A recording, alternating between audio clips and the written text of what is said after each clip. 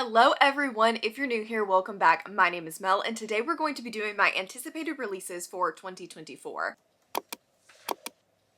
I've got quite a few of these. I think I have 24 new releases for 2024 that I am very excited about. You guys will see a mix of fantasy, romantasy, and horror on this list. Those are the genres that I primarily read, so they're the ones obviously that I am the most looking forward to. And I have got quite a list. I have gone through a lot of anticipated releases lists on Goodreads. I've gone through other booktubers lists, and I think I have found some pretty good ones. Some ones maybe that you have heard of, and hopefully some ones that you haven't. So let's start off the year with January. The first book coming out on January 18th, 2024 is Feybound by Sarah L. Arafi. This would not have probably been on my most anticipated list for 2024, except I really liked and was very surprised by The Final Strife by Sarah L. Arafi, which is the first book in one of her young adult series that came out a couple of years ago. And so when things started surfacing about Feybound, I knew that I had to look into it. It is a new trilogy. I think it may be adult, and it says divided by blood, imprisoned by fate, bound by desire, welcome to the intoxicating world of the Fae. But this doesn't sound like your traditional fantasy romance Fae. It sounds a little darker than that. And basically it's following Yirin, who is a warrior in the elven army, and she is living with her sister who is trying to make a living as a diviner, and she is selling people their futures. But one day something happens and they are cast out into the wilderness and away from the world that they've ever known, and they encounter something impossible, a Fae court. Very interested in this one. I think it sounds really good, and I'm excited to get to it on January 18th. Then we have one that I hadn't really heard of until I started looking through this list that sounded really good, and it's called To Cage a God by Elizabeth May. This is the first in the These Monstrous Gods series. It does have romance tags, so I don't know if it's like a romantasy or if it's just a fantasy with romance, but the tagline for this one says it's a new adult fantasy duology, and it has a rebellion. You know how I love rebellions. It says to cage a god is divine, to be divine is to rule, and to rule is to destroy. Obviously, you know that I love books about gods. That's one thing that I find that I thought I liked in books. I'm still trying to find the books that support that, but that is definitely a buzzword for me. And it's about Gala and Sarah, whose mother used ancient secrets to carve gods into their bones. They have been raised as weapons to overthrow the empire no matter the cost. I believe that this is sapphic, so I'm very curious to give this one a go. It sounds really good. And then we have 4 books coming out in February, the first of which is The Tainted Cup by Robert Jackson Bennett. This is the first book in the Shadow of the Leviathan series. I like the UK cover better than ours, but that's okay. We still got a pretty cover too. And I have to read you this like first line because it's what really hooked me and made this one of my most anticipated. I have read a book by Robert Jackson Bennett and liked it, but this line just sealed the deal for me. It says, in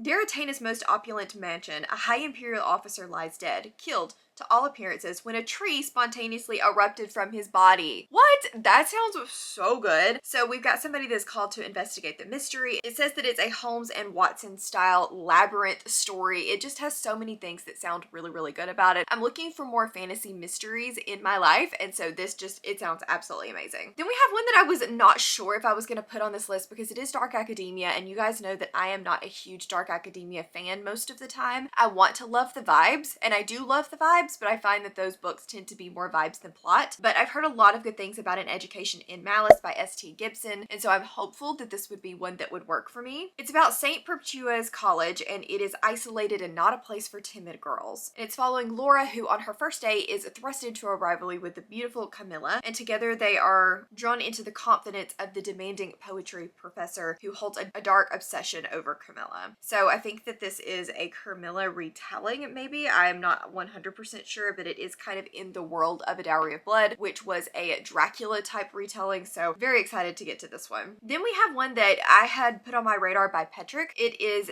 Fathom Folk by Eliza Chan, and it's first in the Drowned World series. Again, this is a story of revolution, and you guys know that I'm a Revolution fan. It says it's for people that liked Jade War and The Drowning Empire, and even though both of those I liked but didn't absolutely obsess over, I do think that that combination could be really interesting. It's about a world that is a semi-flooded city, and humans are quite literally peering down from skyscrapers onto walkways that feature sirens, sea witches, kelpies, and kappas who live in the waters below them. We've got a half siren named Mira. We have got a water dragon, and it looks like it's a discussion of people's rights and who has rights to what thing. I think that it's going to be really interesting, and that cover is really pretty. Then we have Empire of the Damned by Jay Kristoff. This is the second in the Empire of the Vampire series. Again, this is one I wasn't 100% sure I was going to be putting on this list, It comes out on February 29th. I liked Empire of the Vampire, but wasn't like obsessed with it. However, I am anticipating the sequel. I do want to see where he goes with that series. It's set in this world where there are vampires going after humans, and we have like the church that is very against vampires, and we are following Gabriel and his hunt as a vampire hunter. Kind of, I don't really know how to describe Empire of the Vampire without completely giving it away, but I think that's pretty close. Basically, it's following vampires that are trying to take over and the church that's trying to keep them from doing so. We only have 2 in March, and one of them is unlikely going to actually be in March, but I'm going to dream. I'm going to manifest this into being. I am going to try to shout this into the void and pray that this actually comes out in March. But before we get to that one, the first one is Bloodguard by C.C. Robson. This comes out on March 5th, and it's about tens of thousands of gladiators that fight every 100 years. We're following Leith, who is hoping to enter this gladiator competition in order to gain enough gold to save his sister. But he was unfortunately very wrong, and they took everything, his humanity and his freedom. But then he meets Maeve, who is an elven royal. She is everything that he despises, of course. But she gives him a chance to win the coveted title of Bloodguard and his freedom. But freedom does not come cheap, and a kingdom is built on secret and lies, and so he is looking for his ultimate revenge. I think it sounds good. Enemies to lovers kind of situation. You know I eat that up. Then we have the one that I'm hoping, praying, screaming, shouting will come in March of 2024. Honestly, it doesn't even have to come out in March. If it'll just come out sometime in 2024, I will be a happy camper, and that is The Lord of Demons by Evan Winter. This is the 3rd book in the Drowning series, and I cannot wait for this book. I read Fires of Vengeance, which was book 2, back in January of this year, and I had some regrets, just mostly because it made me desperate for the 3rd book, and I knew that we didn't really have like a definitive time frame on that one. The first book in the series is Rage of Dragons, which is set in a world of the Amahi people, where you have men who can be enraged by the women, and women can control dragons. And we have Tao, who is training, and one day his father is killed, and he is now on revenge for the ones that wronged him. It's so good. The first book is really action-packed. The second book gives us some amazing character development. It's got such a cool world. I love it so much, and I cannot wait for book 3. Then we have a pretty busy month in April. Kicking us off on April 2nd is The Dragon Rider by Taryn Mathrew, I believe is how you say that. That is the first in the Soulbound saga. This is one that I had not really heard about, but I actually saw the UK cover come up on Harper Voyager's like Instagram and absolutely loved it. I will probably be trying to get that cover because look at the dragon. I mean, the US cover's not bad either, but look at the dragon. Look at the dragon. So obviously this is about dragons, and immediately I decided that I needed to read it. It is an adult fantasy series about a fearless orphan and an ambitious handmaiden that flee from the empire that would imprison them, with a dream to return to their homelands and a determination that is unbreakable. Can an orphan captive learn the secrets of the dragon riders to stand up to avenge his people? I mean, that sounds basic fantasy, but I don't even care. It sounds good. I'm interested. I want to know more. Next up, we have The Book That Broke the World by Mark Lawrence. This is the sequel to The Book That Wouldn't Burn, and the second book in the library trilogy. This book is going to be coming out on April 9th. I really enjoyed The Book That Wouldn't Burn. There were some things that I had a little bit of trouble with in regards to this one, just mostly the pacing overall, but I still enjoyed it quite a lot. I thought that it was super unique. It's following several different people, one on more of the outside of the world, one that is more on the inside of the library, and this library of vast knowledge and the things that it is hiding. I don't really want to tell you more than that because I feel like anything more could be considered a spoiler, but it's a really unique world that I quite enjoyed. I thought that it was different, and I am very excited for the sequel. Then we have The Hemlock Queen, which is the second book in the Nightshade Crown series by Hannah F. Witten. Did not, in my wildest dreams, think that this one was going to be on the list, but I really enjoyed Foxglove King. I didn't expect to. It took me by surprise. It was just one of those books that was like crack candy to me, and no matter what, I just could not stop reading. It's following Laura, and she has the ability to harness mortem, which is basically death magic, and she can make death her bitch, essentially. And we have a goddess of death that is buried under the city and kind of leaks death into things. And then there's also a sun god that is worshipped by most of the people. We have a tyrant king, we have a enemies to lovers, we have a love triangle, and I loved it. I thought that it was great. It was addicting, and I cannot wait for Hemlock Queen. Then we have another sequel, which is A Promise of Peridot by Kate Golden. This is the second in the Sacred Stones trilogy and the sequel to Dawn of Onyx. Dawn of Onyx really surprised me too. It's a fantasy romance that is set in a world where we have several several different kingdoms and they're all named after gemstones. And our main character has the ability to heal people, but she keeps that a secret because she doesn't want anyone to know. Her brother is off at war for their kingdom and they thought that he was long since dead, when one day he shows up on their doorstep with the kingdom of Onyx chasing after him. So they get away, but she is swept into this world of the Onyx and the cruel Onyx King. I liked it a lot. I thought that it was fun. I'm curious to see what happens in the sequel.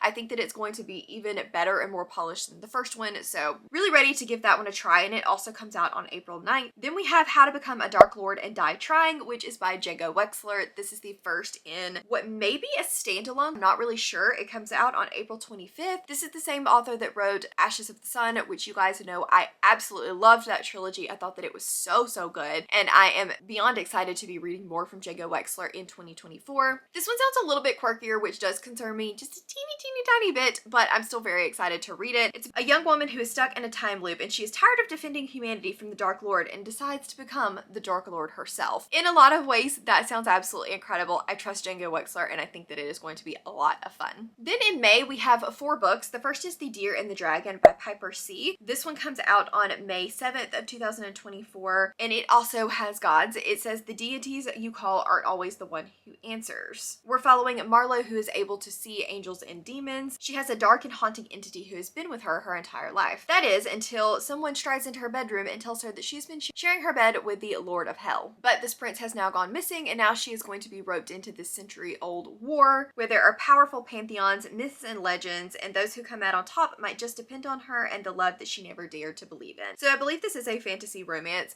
I don't know, there's just something about it that sounds like it could be really good. It might be a little too whimsy for me, but it sounds like it could be really good. On May 14th, we have My Darling Dreadful Thing by Joanna Van Veen. This is one of the horror books that I was telling you guys about a world where the dead can wake and walk among us and what is truly real. We're following Ruth, and she has a ghostly companion that only she can see. Ruth is a strange corpse-like and dead for centuries, and the only good thing in Ruth's life, which is filled with sordid backroom seances organized by her mother. But then there is a wealthy widow that attends one of these, and someone ends up dead. Ruth's caught red-handed, and they're trying to figure out what is going on. There is a doctor who is tasked with finding out whether or not she can be mentally fit to stand trial, and they think that she has created this elaborate fantasy to get her out of this death, and she's gonna have to prove her innocence and her sanity or lose everything. It's just something about it that sounds like it could be really interesting. I love a good psychological horror, so I'm excited for that one. And then on May 21st, we have 5 Broken Blades by Maya Corland. This one's one that I will be honest, the edges just completely got me on. I love pretty shiny things. I am shallow. I like pretty shiny things. But this one does sound good. It is an adult fantasy romance about the season for treason. We have 5 dangerous liars, and they have all been summoned to kill the king of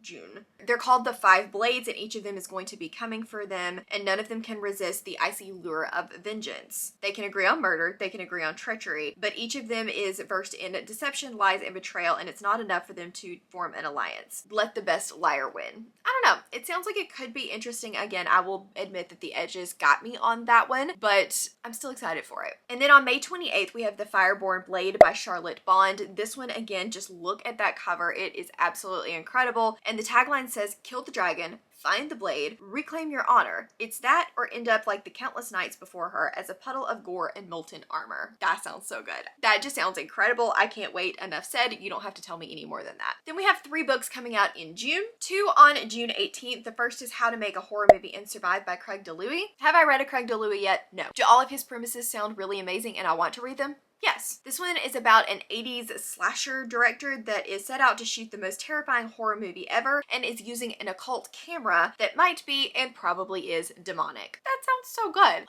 Like I said, I've not read any of Craig DeLuey's books. Do I know if I'm going to like them? No. I want to know about this haunted camera, of course. Then also on the 18th, we have Middle of the Night by Riley Sager. Riley Sager is an author that I either love or hate. There's really no middle of the road for me on his. The last couple I have not liked, and so I'm really hoping that this is going to be the one. And this is the first one, I believe, with a male protagonist, and it's following a guy who's trying to contend with the disappearance of his best friend many years ago. It's following Ethan, and he and his best friend from the neighborhood, Billy, fall asleep in a tent one day, and he wakes up and Billy is missing. But then when Ethan returns 30 years later, he realizes that there are some strange things happening, and Billy's presence seems to be everywhere. And all of these mysterious occurrences prompt Ethan to try to investigate what happened that night. The closer he gets to the truth, the more that he realizes there is no place, be it a quiet forest or a suburban street, that that is completely safe, and the past has a way of haunting the present.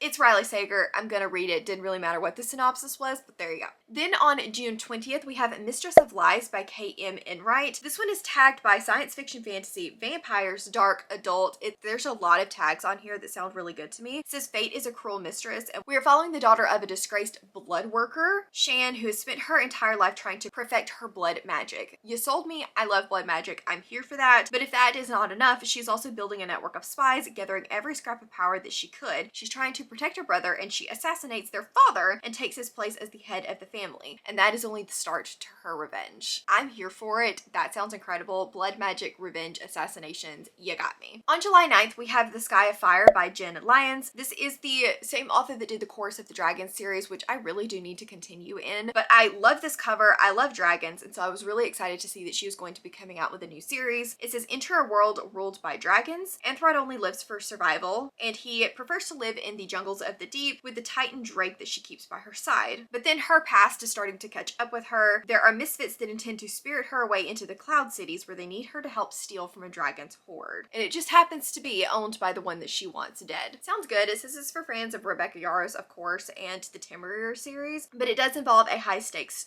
heist. It does involve conniving dragons. It does say that it has a little bit of heat, so I think it may be partially romantic, and I'm really excited to give it a go. Next up, we have Heads Will Roll, which is a horror novel coming out on July 30th by Josh Winning. I read Burn the Negative by him earlier this year and liked it, but it wasn't what I expected, but the premise was so good, and I really liked the writing, so I do want to try more from this author. This one says, Willow's worst nightmare was canceled, but the shadows of the woods of Camp Castaway might destroy more than her reputation. This is about a summer camp for adults who are desperately needing to leave behind their mistakes. But then it says the peaceful vibe is destroyed when somebody pops out screaming from her wardrobe, and then campers start to go missing. Soon heads are starting to roll literally, and Willow and her fellow companions are on the run. I think it's going to be a little quirky, a little gory, and I'm here for that. Then we have one that I know of coming out in August, which is The Mercy of Gods by James S.A. Corey. This is a brand new Captives War series by the duo that wrote The Expanse. I need to finish The Expanse. Really enjoyed it, so I'm excited to get to this one. And it's about how humanity came to the planet called Anjin, which is the lost fog of history, but that history is about to end. I believe it is going to involve a band of people coming together again, a lost planet, and I am so excited to delve back into the writing of James S.A. Corey. It can be a little dry at times, but overall I just really love their character work, and I'm excited to see what they can do with this one. And it comes out on August 6th. Then on September 5th, we have The Gods Below by Andrea Stewart. This is the first book in the Gods Below series. She recently finished off The Drowning Empire with the Bone Shard daughter. I believe it was last year or earlier this year, I can't remember. But I really enjoyed the first book in that trilogy. Went a little downhill with the second, still need to read the third, but I'm hopeful of what she can do with the new world because I loved the world building. That was one of my favorite things about that series, and I just didn't love the direction that the series went, so I'm fingers crossed hopeful for a new series. And this is about a world where precious gemstones bestow magical abilities onto people. But of course, only a few people can actually harness their power, so we have the power struggles and battles between gods. It is about a woman who is looking for her missing sister, and she's gonna do anything to find her, even leading a rebellion against the gods themselves.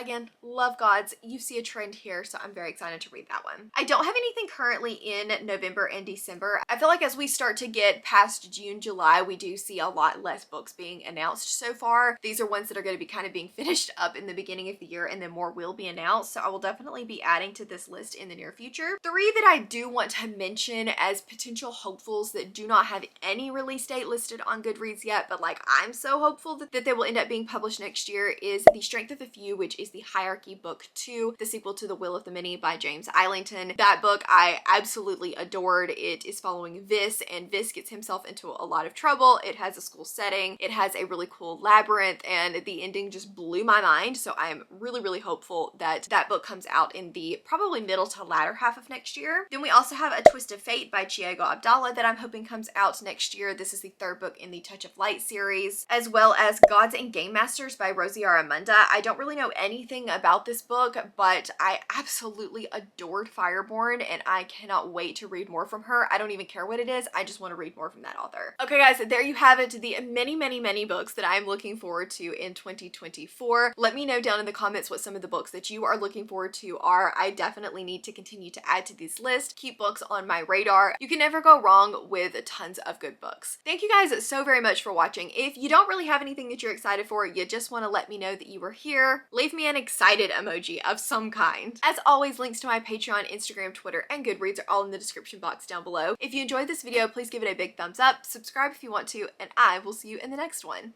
Bye.